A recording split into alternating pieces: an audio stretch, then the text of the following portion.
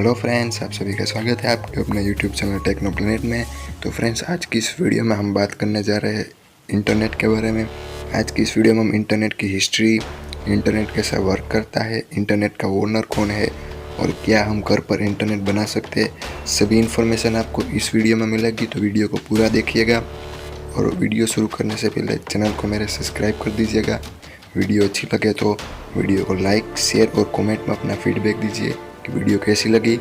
आपके पास कुछ क्वेश्चन हो तो मुझे पूछ सकते हैं, मैं उसके ऊपर भी वीडियो बनाऊंगा। तो वीडियो को शुरू करते हैं। आज जहां इंटरनेट व्यापार से लेकर बैंकिंग, एजुकेशन, कम्युनिकेशन, टेक्नोलॉजी और एंटरटेनमेंट का एक प्रमुख केंद्र बना हुआ है, वहीं बिना इंटरनेट के जीना तो आज के समय में बहुत ही मुश्किल है। तो इंटरनेट ने जहां आज हमारी बहुत सी मुश्किलों का हल दिया है, वहीं हमारे लिए बहुत सी नई समस्याओं को जन्म भी दिया है। आज के इस वीडियो में हम इंटरनेट के इतिहास से लेकर इंटरनेट के लाभ और हानियों के बारे में भी जानेंगे। तो आइए सबसे पहले जानते हैं कि इंटरनेट क्या है। इंटरनेट एक दूसरे से जुड़े कई कंप्यूटर का जाल है जो राउटर और सर्वर के माध्यम से दुनिया के किसी भी कंप्यूटर को आपस में जोड़ता है।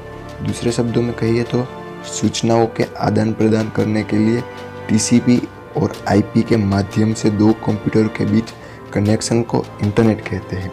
इंटरनेट विश्व का सबसे बड़ा नेटवर्क है। तो अब हम जानते हैं इंटरनेट का मतलब। इंटरनेट एक इंग्लिश शब्द है जो इंग्लिश के ही एक और शब्द इंटरनेट वर्ड से आया है। हिंदी में इंटरनेट का मीनिंग होता है अंतर्जाल। इंटरनेट हजारों लाखों कंप्यूटर का एक जाल है, इसे हिंदी में अंतर्जाल भी कहा जाता है। तो अब सवाल आता है कि इंटरनेट का मालिक कौन है। हर वस्तु का कोई ना कोई मालिक तो होता ही है, लेकिन अगर बात करें इंटरनेट की, इंटरनेट का मालिक कौन है या फिर इंटरनेट पर किसका अधिकार है, इस प्रश्न के दो जवाब हो सकते हैं।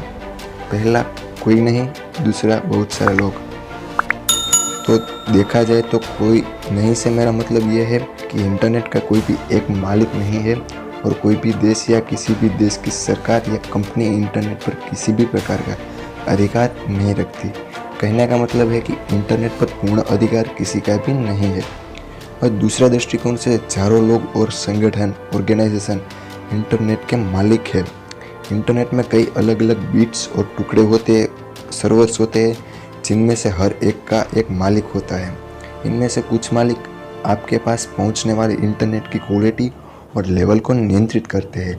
वो पूरे सिस्टम के मालिक नहीं हो सकते, लेकिन वो आपके इंटरनेट के अनुभव को प्रभावित कर सकते हैं। उदाहरण के तौर पर इंटरनेट सर्विस प्रोवाइडर कंपनियां, जो कि इंटरनेट के कुछ हक के मालिक होते हैं। अब बात आती है इंटरनेट की हिस्ट्री की। कहते हैं कि आवश्यकता ही आविष्कार की जननी है। यह बात इंटरनेट की खोज पर बिल्कुल सटीक बैठती है। इंटरनेट का आविष्कार बहुत ज़्यादा पुराना नहीं है। सन 1960 में कोल्ड वॉर के दौरान गुप्त रूप से संदेश और सूचना को फास्टली भेजने की ज़रूरत पड़ी। इसी ज़रूरत को पूरी करने के लिए एक तकनीक का यूज़ करने के एक नेटवर्क की खोज हुई, जिसे आज हम इंटरनेट के नाम से जानते हैं।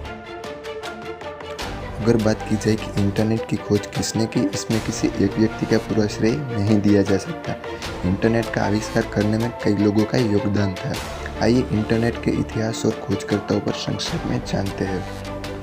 इंटरनेट की खोज के पीछे कई लोगों का हाथ था। शीत युद्ध यानी कोल्ड वॉर के दौरान सबसे पहले लियोनार्ड क्लोरोक ने अमेरिका रक्षा विभाग को एक नई तकनीक से लैस करने की योजना बनाई। इस योजना के अनुसार कई कंप्यूटरों को आपस में जोड़कर सूचनाओं का आदान प्रदान करना था, जिससे कि सेना को जरूरी जानकारी बहुत जल्दी मिल जाए। इस नेटवर्क को बनाने में उनका साथ दिया MIT के वैज्ञानिक JCR लिकलीडर और रॉबर्ट टेलर ने, जिन्होंने सन 1962 में कंप्यूटर का एक गैलेक्टिक नेटवर्क बनाने का प्रस्ताव रखा, जिस पर लगातार काम होता रहा। और 1965 में एक और MIT के वैज्ञानिक ने कंप्यूटर में से दूसरे कंप्यूटर तक जानकारी भेजने का एक तरीका विकसित किया, जिसे पैकेट स्विचिंग कहा गया। पैकेट स्विचिंग डाटा को ब्लॉक या पैकेट में तोड़कर डाटा ट्रांसफ़र करता था। इस तकनीक की शुरुआत सबसे पहले संयुक्त राज्य अमेरिका ने रक्षा विभाग, advance research project agency ARPA द्वारा की गई थी, जिस वजह से इस ARPA नेट का नाम दिया गया। ARPA नेट में एक कंप्यूटर से दूसरे कंप्यूटर से जोड़ने के लिए MCP यानी कि नेटवर्क कंट्रोल प्रोटोकॉल का इस्तेमाल किया गया था। अक्टूबर 29, 1969 को ARPA नेट के माध्यम से पहला संदेश लॉगिन लिखकर भेजा गया था, जो कि आंशिक रूप से सफल हुआ और संदेश के पहले 2 अक्षर LO का ही डेटा ट्रांसफ़र हुआ।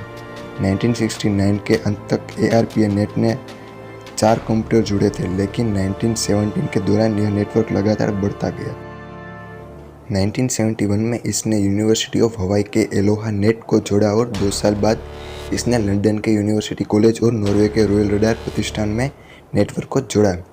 जैसे ही इस नेटवर्क से बहुत सारे कंप्यूटर जुड़ते गए, जिससे इसके वैश्विक स्तर पर एकीकृत करना कठिन होता चला गया।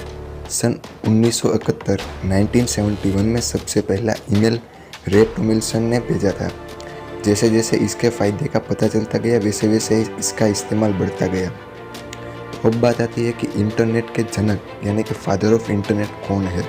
1970 के दशक के अंत तक विंटन सर्फ नाम के एक कंप्यूटर वैज्ञानिक ने दुनिया के सभी मिनी नेटवर्क पर एक दूसरे के साथ संवाद करने के लिए सभी कंप्यूटर के लिए एक तरीका डेवलप करके इस समस्या को हल करना शुरू कर दिया। उन्होंने अपने आविष्कार को ट्रांसमिशन कंट्रोल प्रोटोकॉल यानी कि TCP कहा। बाद में उन्होंने एक दूसरा प्रोटोकॉल जोड़ा जिसे इंटरनेट प्रोटोकॉल IP के स्वरूप में जाना जाता है। आज हम जिसे इंटरनेट का यूज़ करते हैं उसमें TCP और IP का ही यूज़ किया जाता है। अब बात आती है कि भारत में इंटरनेट कब आया। भारत में इंटरनेट की शुरुआत 14 अगस्त 1995 को हो गई थी, लेकिन सार्वजनिक रूप से 15 अगस्त 1995 को विदेश संचार निगम लिमिटेड यानी कि BSNL द्वारा चालू किया गया था। तब इंटरनेट का इस्तेमाल महत्वपूर्ण सूचनाओं के आदान प्रदान करने के लिए किया गया था और इसकी स्पीड मात्र 8 से 10 kbps की थी। जब भारत में इंटरनेट की शुरुआत हुई थी तब इससे मात्र 20 या 30 कंप्यूटर की ही जुड़े थे। इंटरनेट कनेक्शन का खर्चा भी बहुत ज़्यादा था और 9 से 10 kbps की स्पीड के इंटरनेट का मासिक खर्चा 500 से 600 रुपये तक का था, जो कि उस समय के हिसाब से बहुत ही ज़्यादा था। जबकि आज के समय में इंटरनेट हर एक व्यक्ति के हाथ में पहुंच चुका है और पढ़ाई से लेकर बिजनेस, चिकित्सा तकनीक, सरकारी कार्यों इत्यादि तक में इंटरनेट का यूज़ होने लगा है। तो अब बात आती है इंटरनेट की पहली वेबसाइट कौन सी बनी थी। इंटरनेट पर पहला वेब पेज 6 अगस्त 1991 को लाइव हुआ था। यह वर्ल्ड वाइड वेब प्रोजेक्ट की जानकारी के लिए समर्पित था और इसे टिम बर्नर्स-ली ने बनाया था। यह यूरोपीय संगठन ऑर्गेनाइजेशन फॉर न्यूक्लियर रिसर्च में एक नेक्स्ट कंप्यूटर पर संचालित हुआ था। यहाँ पे आपको स्क्रीन पर यह वेब का एड्रेस भी दिख रहा होगा और यहाँ पे आपको उसका फ़ोटो भी दिख रहा होगा कि इसका फ़ोटो कैसा था, इसका इंटरफेस कैसा था। तो अब बात आती है इंटरनेट काम कैसे करता है। तो दोस्तों, क्या आप भी उन लोगों में से है जो यह सोचते हैं कि इंटरनेट सैटेलाइट के माध्यम से चलता है? अगर हाँ, तो आपकी सोच एक हद तक गलत भी हो सकती है। हालांकि इंटरनेट को सैटेलाइट के माध्यम से चलाया जाता है, लेकिन हम जिस इंटरनेट का उपयोग करते हैं वो सैटेलाइट के माध्यम से नहीं बल्कि ऑप्टिकल फाइबर केबल द्वारा हम तक पहुंचता है। ऑप्टिकल फाइबर केबल को सबमरीन केबल भी कहा जाता है। हम जिस इंटरनेट का उपयोग करते हैं वो 3 कंपनियों के माध्यम से हम तक पहुंचता है। इन 3 कंपनियों को हम 3 पार्ट्स में डिवाइड कर सकते हैं, जिसमें पहला पार्ट टायर 1, दूसरा टायर 2 और तीसरा टायर 3 है। टायर 1 में वो कंपनियाँ आती है जो ऑप्टिकल फाइबर केबल का नेटवर्क समुद्र के अंदर से पूरे विश्व भर में फैला रखा होता है। इन केबल के माध्यम से दुनिया के सारे शहर एक दूसरे से कनेक्टेड रहते हैं। फिर आती है टायर 2 की कंपनियाँ। टायर 2 में टेलीकॉम कंपनियाँ जैसे आइडिया, वोडाफोन, एयरटेल जैसी कंपनियाँ आती है जिनके माध्यम से इंटरनेट हम तक पहुँचता है। जबकि टायर 3 में लोकल एरिया की छोटी छोटी कंपनियाँ आती है। अब होता क्या है कि टायर 3 की कंपनियाँ टायर 2 से डेटा खरीदती है और टायर 2 की कंपनियाँ टायर 1 की कंपनी से प्रति GB के हिसाब से डाटा खरीदती है। हम लोग टायर 2 की कंपनियों से डाटा खरीदते हैं और टायर 2 कंपनियां लैंडलाइन ऑप्टिकल फाइबर केबल द्वारा अपने टावर को टायर 1 से कनेक्ट कर रखते हैं और वायरलेस नेटवर्क के माध्यम से इंटरनेट की सेवा हम तक पहुंचाते हैं। अब बात आती है कि इंटरनेट के कितने प्रकार हैं, how many types of internet. Friends, हम जिस इंटरनेट का यूज़ करते हैं वो एक तरीके का सार्वजनिक नेट है जिसका यूज़ कोई भी कर सकता है। बस इसके लिए हमारे पास नेटवर्क और डाटा होना चाहिए। लेकिन क्या आप जानते हैं कि इसके अलावा भी इंटरनेट के कई और प्रकार होते हैं? अगर नहीं तो चलिए आज मैं आपको बताता हूँ कि इंटरनेट के कितने प्रकार होते हैं। इंटरनेट के दो प्रकार होते हैं, इंट्रानेट और एक्स्ट्रानेट। ये भी एक प्रकार के इंटरनेट ही होते हैं। फ्रेंड्स, इंट्रानेट और एक्स्ट्रानेट के बारे में बहुत कम लोग जानते हैं। आप लकी हो कि आपको इसके बारे में जानने को मिल रहा है। तो इस वीडियो को ज़्यादा से ज़्यादा शेयर करें ताकि सभी लोग जान पाए कि इंट्रानेट और एक्स्ट्रानेट क्या होता है। तो चलिए जानते हैं इंट्रानेट और एक्स्ट्रानेट के बारे में। इंट्रानेट भी इंटरनेट की तरह कई कंप्यूटरों का नेटवर्क होता है, लेकिन यह इंटरनेट से थोड़ा अलग होता है क्योंकि जिस इंटरनेट का उपयोग हम करते हैं वह सार्वजनिक नेटवर्क होता है, जबकि इंट्रानेट प्राइवेट नेटवर्क होता है जो इंटरनेट की तरह टीसीपी और आईपी के माध्यम से डेटा और एप्लीकेशन को इंटरनल रूप से साझा करता है। इस तरह के नेटवर्क में लोकल एरिया नेटवर्क यानी कि LAN के कई नेटवर्क आपस में जुड़े हुए होते हैं और वाइड एरिया नेटवर्क में लिजर्ड लाइन्स का इस्तेमाल भी होता है। इंटरनेट भी इंटरनेट की तरह आपस में जुड़े कई कंप्यूटर का जाल होता है, लेकिन यह नेटवर्क प्राइवेट होता है और हर कोई सार्वजनिक रूप से इसका इस्तेमाल नहीं कर सकता। इस तरह के नेटवर्क का उपयोग करके कंपनी अपने एक ऑफिस को दूसरे ऑफिस से कनेक्ट करती है और उसको एक्सेस करने के लिए यूज़र पासवर्ड का उपयोग होता है। बिना यूज़र पासवर्ड के कोई भी इसको एक्सेस नहीं कर सकता। अब बात आती है एक्स्ट्रानेट क्या है।